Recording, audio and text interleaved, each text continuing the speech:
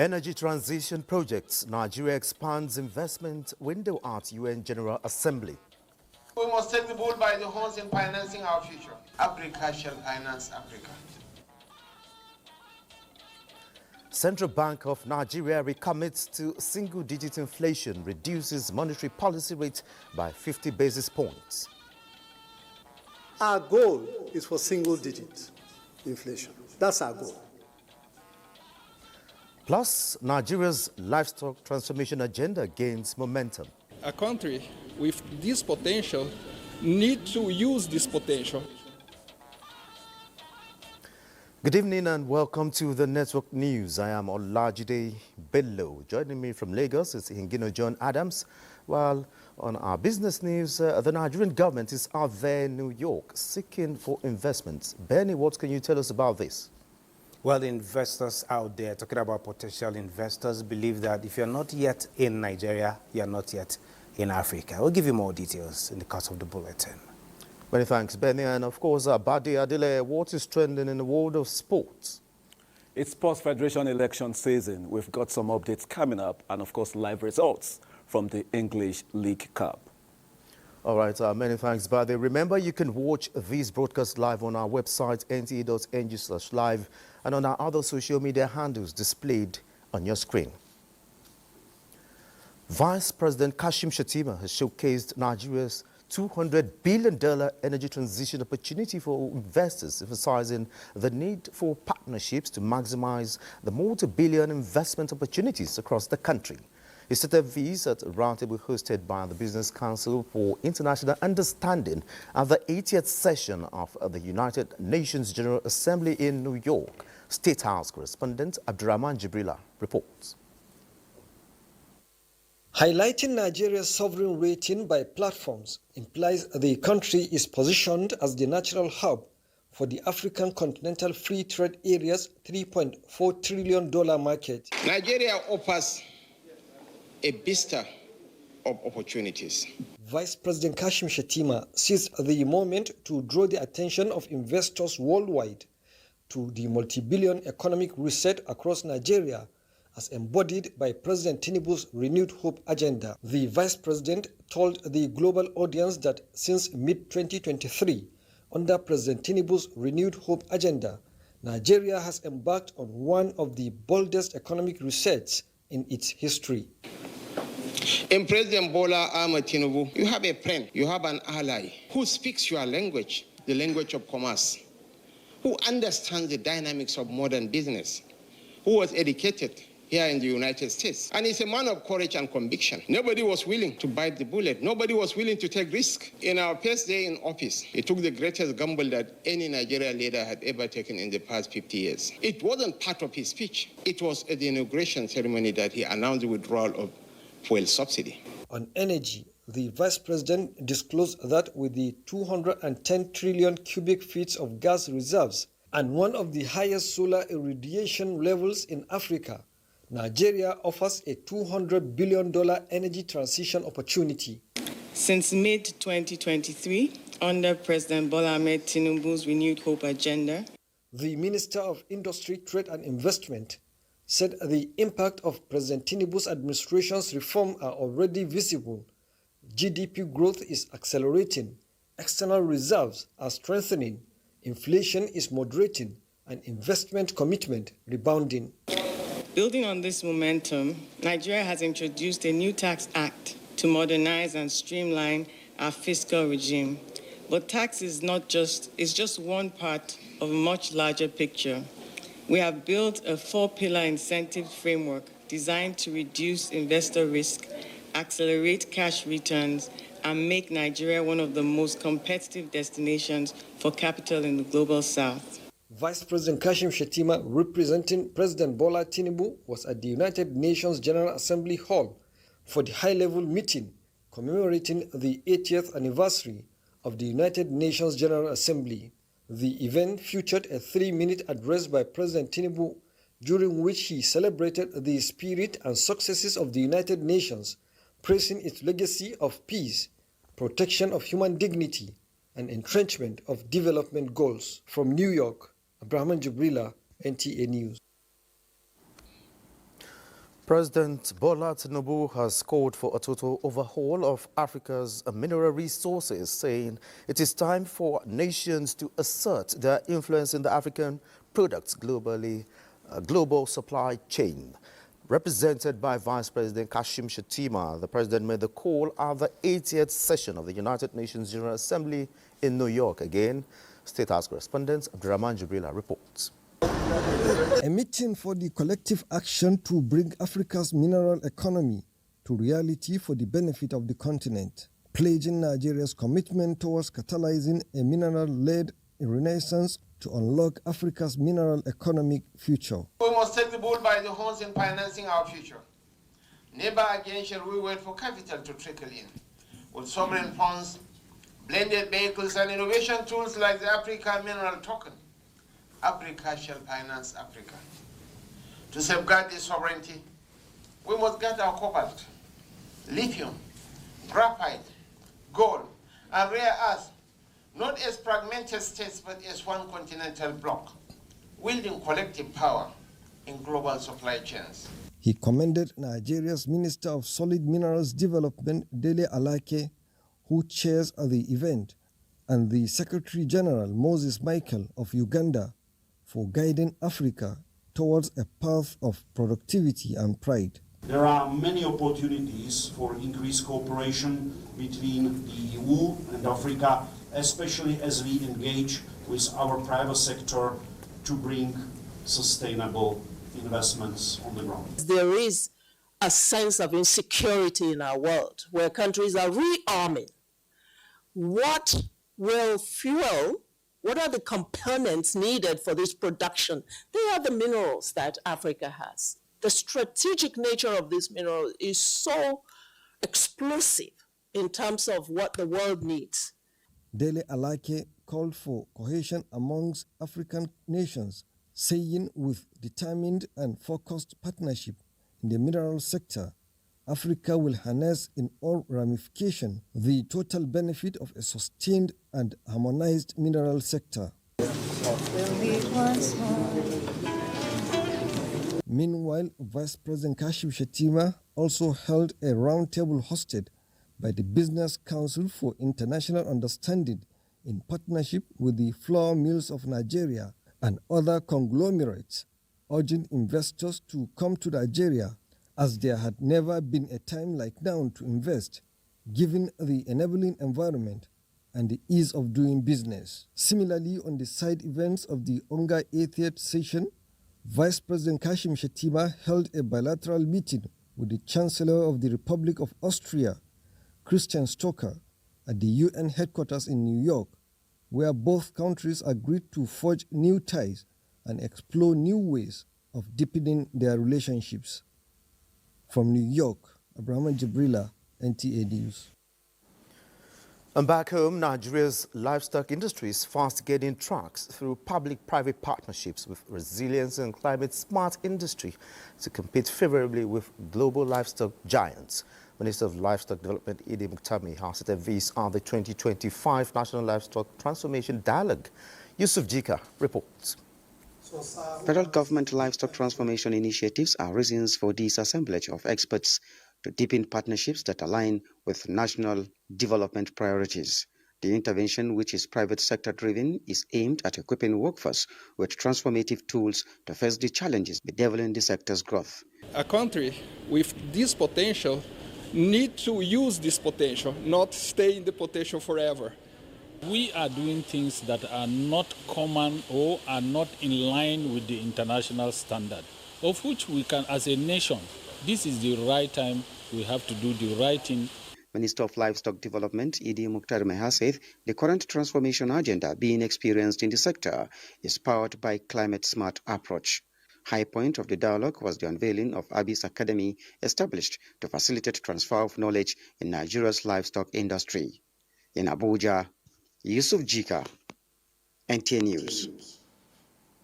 And with me in the studio to throw more lights on the national livestock transformation is the Minister of Livestock Development, Idi Muktami. How you're welcome to the Network News. Thank you. Okay, a national livestock transformation dialogue held today. What does this mean for the sector? Basically, it was an assemblage of key stakeholders in the livestock sector. One, the Federal Ministry of Livestock Development is there as a partner. We also have a very big giant coming up in the red meat industry, the Abyss Group. We also had the academia representative from the Yakubu Gowon University, Abuja, were also there. We also had a financial anchor represented by, Nersal of CBN, which is also bankrolling what Abyss is doing here in Abuja.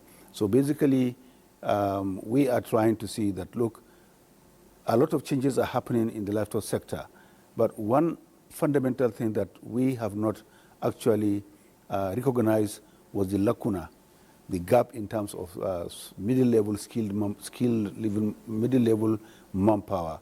And therefore, the Abyss Group has come up with a brilliant idea to establish a livestock academy, Abyss Livestock Academy, with the support from all these stakeholders that I mentioned. So today was a beautiful day that was set aside.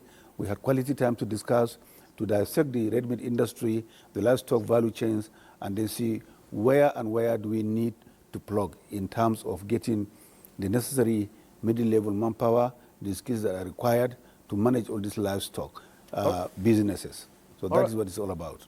Okay, Minister, sir, recently the federal government moved to ban open grazing in the FCT. What's the latest with this arrangement? Let me correct this misconception. There isn't a ban on open grazing within the FCT. Okay. Animals that have been here have been found here. The city grew and enveloped them, and we discovered that along the line, the city is growing. There is no way you can have a city as beautiful, as progressive and functional as Abuja, with livestock moving all over the place, all over the highways, the green areas, the lawns, etc., etc. We observed this over a long period of time. We've started holding consultations, and we discovered that, look, these livestockers, the livestock keepers, really need to be resettled elsewhere. So we have started this dialogue, and we have also identified 4 grazing reserves that have been designated legally as grazing reserves within the FCT, and these are now being rehabilitated to accommodate these livestock keepers who are roaming the streets of Abuja. So it's a gradual process. There is no timeline for that. There is no punitive measures about it. These are people who are also Nigerians, but they've been caught up with the complications of the growth of the city, and there hasn't been any alternative grazing area where they can go there to comfortably pursue their trade. So this is what the ministry is doing in conjunction with the Ministry of FCT, again with the Mieti Allah Cattle Breeder Association, Kulen Allah Cattle Association, Kautal Hore, Kautal Hairu. We met all of them, we discussed, and they have given us their commitment. And in fact, to put commitment, physical show of evidence. Last Saturday, we were at Kau Grazing Reserve, where we actually started drilling boreholes. We also examined the only dam, earth dam that is there, that of course it stays there throughout the year, and we have started consultations, and this will continue. We're establishing synergies with many MDAs to provide primary health care, to provide veterinary clinics, to provide solar energy, to provide internal road networks, to provide security. These are the kind of the amenities that are required to enable them to go back. So this is a gradual process that has started, and we do believe that very, very soon we'll start this relocation. All right, many thanks. Talking about grazing now, the idea of ranch, where does this come in, and will it be free, or are there requirements to be part of requirements for livestock farmers? Well, ranch is a model of keeping animals within a confined area, as opposed to people moving all over the place. It's a result of survival mechanism, finding grass where grass is, finding water where water is, moving from where you have dearth of these life-saving elements into where you have them. So ranch is a model where you keep animals in a confined area. Yes, the grazing reserve will turn into communal ranches. But again, anybody who has a business idea to want to go into livestock, wants to go into ranching, wants to go into large-scale goat or sheep keeping or piggery or even apiary, you can apply for land from any of the state governments, including FCT here. Just like land is allocated to any other business, you'll be allocated land to start your own private ranches. But for the grazing reserves, this is what we are doing. But of course, there are also opportunities for people who want to come into the grazing reserve to do certain aspects of maybe pasture cultivation, private veterinary services. So many other opportunities are there for people to come in. We want to collectively drive this development to make it habitable so that we can create out of each of these grazing reserves all over the country, each one will now become a sustainable economic hub with thousands of cattle, with milk, with organic fertilizer, with meat, with everything that you can think about. Many thanks, Minister of Livestock Development, Idi Mukhtar Beha, for your inputs on the Network News. We know you have loads and loads of information for us. Many thanks for your inputs. Thank you. Moving on, with various economic reforms of the current administration already yielding positive results, Nigerians are now to expect fiscal sustainability, which would ensure greater prosperity for the country going forward. Executive Chairman of the National Revenue Service, formerly Federal Inland Revenue Service, FRS, gave a progress report on the federal revenue collection at a briefing organized by the presidential media team. State House correspondent Musbat and Wahab reports. Today I'm standing before you, I can brag. The economy is stabilized. We have met our target of revenue for the whole year. We met it in August. I've reviewed this morning. The Chief Accounting Officer of the nation gaily reported progress in the non-oil revenue target for the year. The report expectedly has elicited mixed reactions of commendations and questions, and some Nigerians have been asking how possible. The helmsman of the national revenue has the answers to what it was, what it is, and where Nigeria is headed. The comparative analysis is on the first year of the current administration and 2 years after. As at the time, the budget deficit is so high.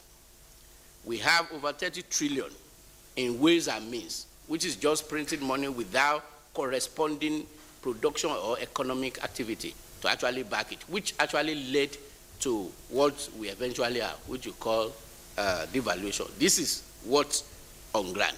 The Revenue Service boss credited the Tinubu's administration's reforms, which he said have successfully reversed the hitherto negative trade balance, multiple exchange rates, subsidy payments, high interest rates, and weak policy coordination. Today, tax to GDP is around 13.5%. When you have our reserves now, we can actually import for the next 9 months without exhausting our reserve, compared to the situation we had as at that time, that actually the net, if you put our reserve, is negative. He believes with various government efforts at increasing job opportunities and purchasing power of Nigerians, ongoing infrastructure development across the country, as well as the tax law slated for implementation as from January next year, Nigeria's non-oil sector will continue to enhance the economic growth of the country. The only thing that tests the resilience or sustainability of any nation is the extent of your diversification. How much can you actually generate from what you do that are within your control? We have 150 billion from non-oil in May 2023. From non-oil in September 2025, we have 1 trillion. And that is the effect of people believing and trusting that your economy plan is in the right direction. And the reason is that the revenue drive has increased, and we expect that in the new year, things will even get much, much better. With the reforms forming a new foundation upon which the economy is being built, the head of the National Revenue Service believes the economic fundamentals have been reset for a sustainable positive trajectory henceforth. From the State House, Musbao and Wahab, NT News. And still to come, CBN cuts MPR to 27%, targets single-digit inflation. Details of this and more after the break. Thanks for being there. The Central Bank of Nigeria has reduced the monetary policy rates by 50 basis points to 27%, down from 27.5%, with a renewed pledge that its ultimate goal is to drive inflation back to single digits. Musa Abubakar reports. For months, Nigerians have asked a simple question: when will prices stop rising? Now the central bank says it has reason to be optimistic. The Monetary Policy Committee has cut the benchmark interest rate by 50 basis points from 27.5 to 27%. Its decision built on 5 straight months of disinflation and a forecast that inflation will keep slowing through 2025. We are seeing consecutive disinflation. We are pleased. Okay, this is the 5th time consecutive. Our goal is for single-digit inflation. That's our goal. Okay, and that is something that we are very resolute on, and we will not stop until we get there. The committee also noted a calmer foreign exchange market and revealed that 14 banks have already met the recapitalization requirement, strengthening the backbone of the financial system. We are building the resilience, we're building the buffers, we are looking at the situation, and we are reacting where we have to react, and at the time we need to do so. For the bank, these are technical moves, but for ordinary Nigerians, the impact is deeply personal. Cheaper credit for entrepreneurs, calmer exchange rates for importers, and in time, affordable food prices in the markets. The central bank insists its vision is bold, data-driven, people-centered, and future-focused. For millions of Nigerians, the hope is that today's numbers will become tomorrow's reality. In Abuja, I am Musa Abubakar, NTA News. Now let's do some business with Benny Adams. Benny. Thank you, Olajide, and cherry news there from the Central Bank. Now, as the world gathers in New York for the 80th United Nations General Assembly, Nigeria is taking a front seat with a view to marketing the renewed hope agenda and attract the right investment needed to consolidate on sustainable economic growth. We've match-made them with Nigerian companies, and we expect further developments, further iterations of that investment deal room. And so when you talk about concrete investments coming into the economy, we've looked at the priority sectors and how we would sell that. I mentioned earlier that we're highlighting about 3 key sectors. We're highlighting technology, we're highlighting solid minerals, and then the creative sector. Well, from New York, there to Nigeria's capital market, where the market experienced a down day as investors lost about 326 billion naira. The all-share index, which attracts the overall performance of the market, fell by 0.40% to close at 140,929.60 basis points, down from the previous day's 141,498.44 basis points. What happened in the market? The market's decline was due to profit-taking, which is when investors sell their shares to lock in gains after a period of price increases. This led to a sell-off in several major stocks. Now, from Nigeria, we move to South Africa, where the South Africa JSE Top 40 Index had a positive day, showing an increase of 0.78% for the day, with Sibanye Stillwater witnessing a significant jump of 7.18%. Remember, the JSE Top 40 is heavily influenced by a small number of large companies, particularly those in the mining and financial sectors, and their movement can have a big impact on the overall index. Now to Kenya. Kenyan shares were down 0.53%, with the total value of shares traded as 288.79 million Kenyan shillings, and a total volume of shares traded was more than 10.3 million. Lastly, let's look at the Tunisian market, where the Tunisian market saw an increase of 0.36%, with the most active traded stocks including Carthage Cement and Paulina Group Holdings. That is it on the market, not just in Nigeria, but in Africa. Olajide, I'm waiting for you to get to participate in this market. It is gainful. Yeah, sure, definitely, Benny. I told you I'm going to pick up my capital market lessons, but I think I'm redoubling efforts now. Many thanks, Benny. The federal government is reiterating support to the creative media skills sector in Nigeria to develop it as a global standard human capital training hub. The Minister of Information and National Orientation, Mohammed Idris, gave this assurance while receiving the Executive Secretary and National Board for Technical Education, Professor Idris Gaje, and management on the CATS visit. Salu Abdullahi Gwanara reports. National Board for Technical Education is one of the critical federal government institutions with the mandate to ensure the implementation of the nation's technical education policies. This collaboration is to strengthen the successes and seek the support of stakeholders in ensuring the effectiveness of the established creative media skills. After the 70s, people neglected technical education, vocational education. We concentrated on paper qualification, and paper qualification is not taking us anywhere.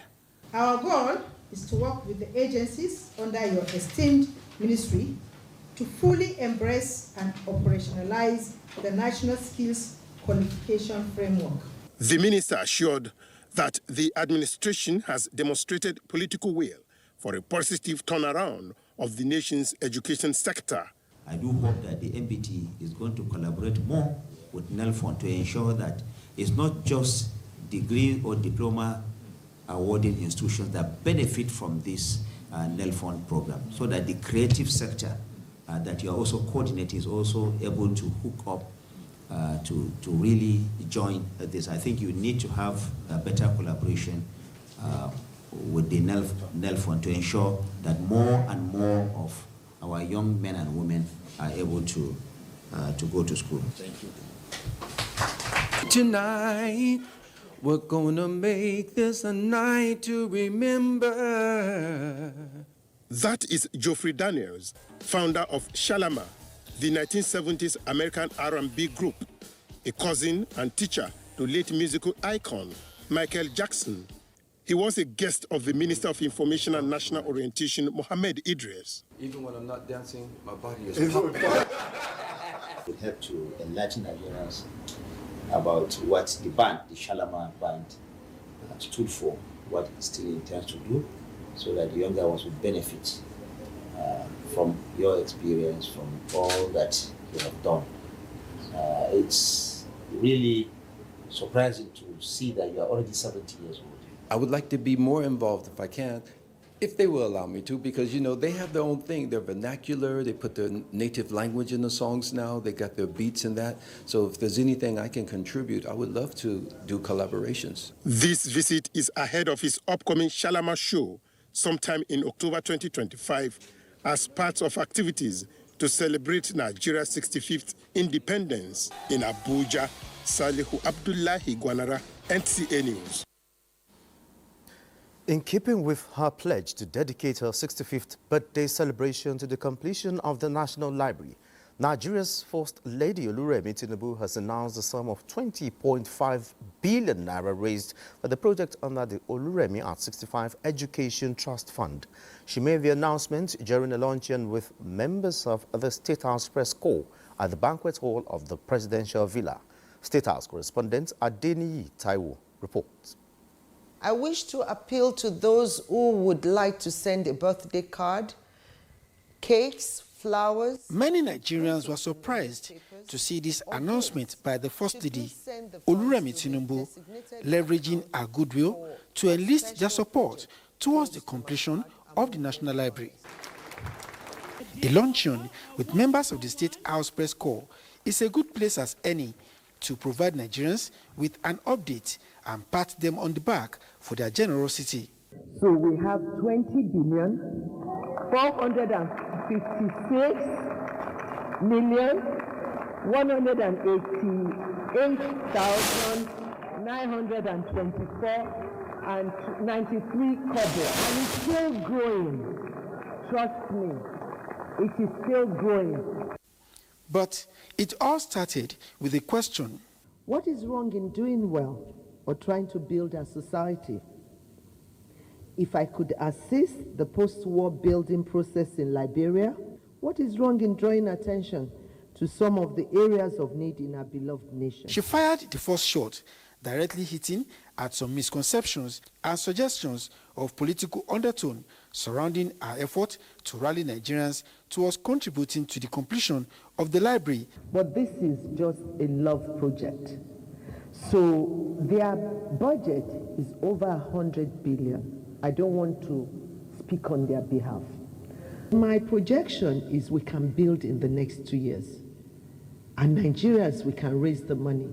With thanks, she reeled out a long list of Nigerians who have contributed to the fund while urging others to join the cause. If we take our baby steps in well-doing, before long, things will begin to shape up for our beloved nation. We all have to rise up, play our parts in the building process.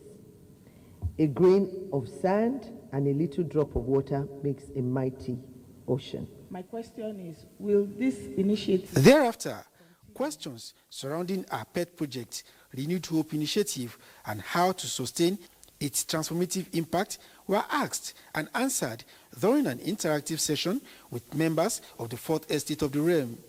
And I want to implore all of us as journalists, we are the people to take the message down to everyone out there. This is not just our project.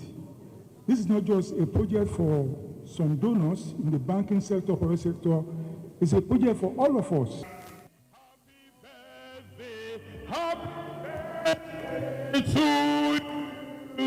From the banquet hall of the presidential villa, Adeni Itewo, NTA News. Senator Natasha Akpoti-Edwaha, representing Kogi Central, has gained access to her office after 6 months of suspension. For the first time, the senator gained access to the National Assembly after the suspension following the unsealing of her office in the early hours of this Tuesday by the Deputy Director of Sergeant-at-Arms at the National Assembly, Alabi Adedeji. Senator Natasha says she is happy to return to her office to carry out her legitimate duty as senator representing Kogi Central. National Assembly correspondent Isa Mohammed reports that there is no official statement from the leadership of the National Assembly on the position of the suspension and her return to legislative duties, which is still a matter of court litigation. Central to the very best of my capacity.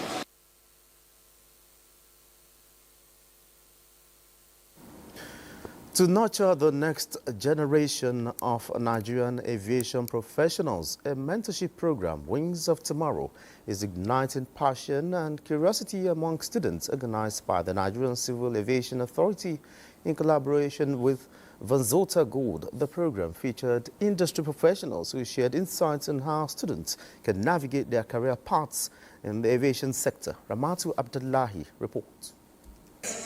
To many young students, pursuing an aviation career is often perceived as being limited. However, the reality is that the industry encompasses a broader range of careers. This was highlighted by 2 panels of seasoned professionals from various disciplines within the aviation sector, who used discussions, simulations, and real-life scenarios to broaden the perspectives of these young Nigerians. Useful information that will enable you to take a full decision and make sound choices. Most of the careers in aviation, people look at it that are male-dominated. But I tell you, there is no area in aviation that you cannot find women. They have to be interested in the aviation industry, and they have to be obedient.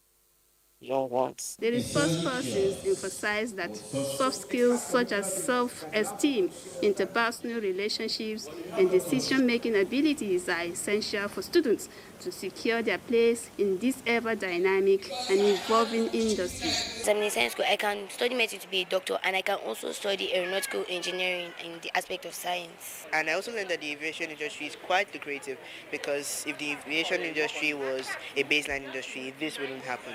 The essence is just to sensitize the young ones on the opportunities that are available in the aviation industry, so that they can have their minds attuned to pursuing careers in the aviation industry. To really sensitize them, to get them interested, because they really need to know. The event also featured award presentations and gifts to students who excelled in the essay competition of the Wings of Tomorrow program, in which 5 schools in the FCT participated. Ramatu Abdullahi, NTA News.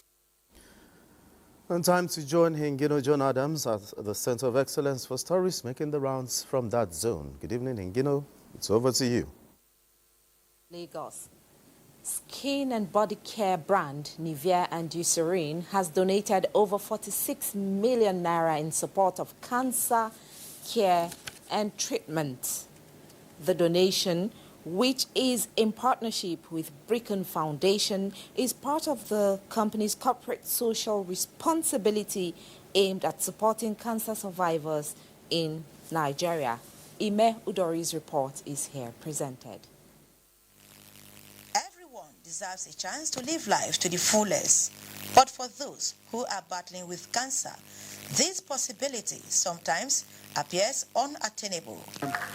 These supporting moments of care by Nivea is a partnership that goes beyond care for the skin.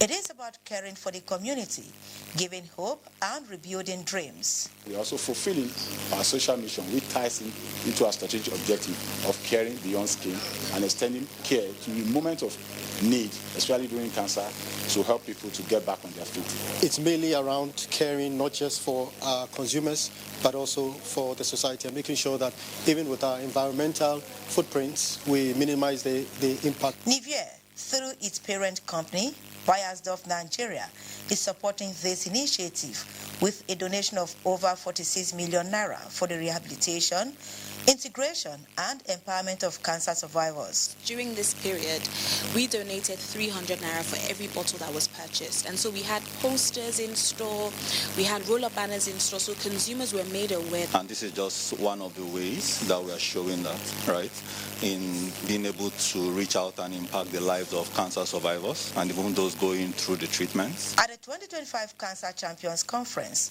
Bayersdorf, through Nivea, demonstrated the power of care, fostering a more inclusive society and creating positive impacts. Now let's thank the consumers for taking money out of their pockets to support this cause. We're looking forward to scaling it up and seeing how we can achieve more, and even calling on other foundations to see where we can step in and where we can support. With this donation, the partnership between Nivea and Bricken Foundation now serves as a reminder that hope can be renewed with positive changes when businesses and communities come together. Sons and daughters of Ijesha in Osun State recently converged on Lagos to celebrate their rich heritage and promote their history, documented in a book titled The History of Ijesha Towns and Communities, The People, Land and Heritage, written by the Ijesha Society. Correspondent reports that the gathering underscores the significance of preserving cultural identity and communal history. This 354-page book, titled The History of Ijesha Towns and Communities, The People, Land and Heritage, mirrors the culture of Ijesha people and serves as a guide for future generations. It contains stories of their struggles, triumphs, and contributions to Yoruba land and the nation at large. It exposes the cultural harmony, linguistic unity, and visibly unique structure and the people of Ijesha themselves, which distinguish them from other Yoruba subgroups. It is important for us as forward-looking people to encourage the formation of more societies while we make the best use of the existing ones. The public presentation of the book coincided with the 77th birthday of the revered king of Ijesha, His Imperial Majesty, Owa Clement Adesui Hasrop. For the king, it serves as another opportunity to promote the cause of Ijesha land. I thank God for allowing me to see today, and I appreciate the love Ijesha people have for me. We will live to celebrate many more birthdays like this. His reign will be a successful one, a peaceful one. Since he assumed office about 9 months ago, it has been awesome. As the sons and daughters of Ijesha land celebrate their king through the literary work, They believe the book will showcase to the world their unique strength. Those are the reports from Lagos. Network News continues with Olajide after the break. Many thanks for being there. Security is the front line of defense in Yobe State, and the government in the state is exploring every avenue to strengthen this important backbone of the society. The presentation of 47 operational vehicles to security agencies by Governor Mai Malabuni is another investment made by the state to ensure adequate protection of lives and property. Yunusa Suleiman reports. Out of the 47 operational vehicles, 21 were allocated to divisional police officers across the 70 local government areas, one each to the headquarters of police, Nigerian Army Operation Hadinkai, DSS, NSCDC, NDLEA, NAPTIP, NAPDAC, Immigration and Correctional Services, as well as one each to the 70 local government chairmen. The gesture, Governor Mai Malabuni says, is to enable the security agencies operating in the state to carry out their duties effectively and efficiently. Let me call on our security agencies to reciprocate the state government's gesture by redoubling their efforts to provide adequate security and proper maintenance of law and order across the state to enable citizens to go about their lawful activities. With this presentation of vehicles, I believe that we shall witness an improved level of security in the state, as there will be no excuse for non-performance of duty. This is because in the past, the complaint has always been lack of mobility to respond to security issues. 50 motorcycles were also allocated to the Department of State Services, Nigerian Army, Airport Security Team, and vigilante groups in the state to enhance their operational capabilities. In Damatru, Yunusa Suleiman, NTA News. The Office of the National Security Advisor has presented two kidnapped victims to their husband after 33 days in captivity. Defense correspondent Ismail Musa reports. The victims, Khadija Magaji and Fatima Magaji, were abducted in Makarfi, Kaduna State on the 18th August 2025 and were kept in Yadi Forest in Giwa local government area. While in captivity, Khadija gave birth to a baby girl. The coordinator, National Counter-Terrorism Center, Major General Adamu Garbalaka, says through dialogue, intelligence gathering, and coordinated intervention, the woman and the newborn baby were rescued without payment of ransom. For 33 days, these women endured unimaginable hardship in the hands of their captors. Their rescue on 19 September 2025 demonstrates not only the effectiveness of non-kinetic strategies, but also the resilience and unity of our security architecture when we work hand in hand with partners. The coordinator enjoined Nigerians to support security agencies with intelligence reports and commended the Kaduna State government for assistance. In Abuja, Ismail Musa, NTA News. And still to come, sport update, but after this break. Volleyball, as Musa Nimrod has promised a more advanced grassroots approach to volleyball development in Nigeria after being re-elected the president of the Nigeria Volleyball Federation for a third term in office.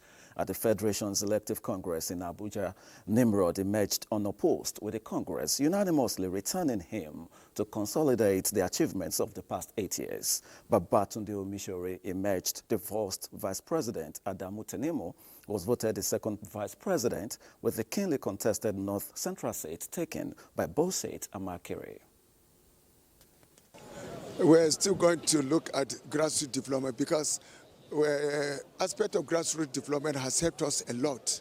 And today we have under 15, under 17, under 19, under 20, 23, and the senior team. Well, and of course, that's the much you can take on the network news tonight. Let's return to Olajide. Many thanks, Bade, and that's it on the network news. Many thanks for being a part of it. I am Olajide Bello.